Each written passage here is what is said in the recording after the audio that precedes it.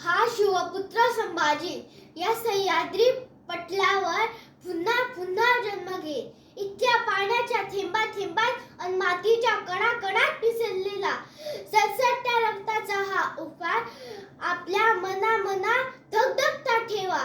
कारण अण्णाजी रूपी घरभेद्यांची कटकारस्थान आणि औरंग्या रूपी असुरांची आक्रमण वाढतच राहतील. या ना त्या मार्गाने विषप्रयोग होतच राहतील.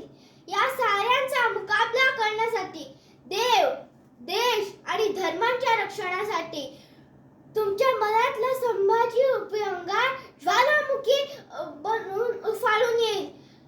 आणि सळसळेत पुन्हा मराठमोळ्या धरण्यामध्ये मराठ्यांचे तेच रक्त. तेव्हा होऊ दे तुमच्या विचारांचे भले आणि छातीच्या निदानाचे गोड.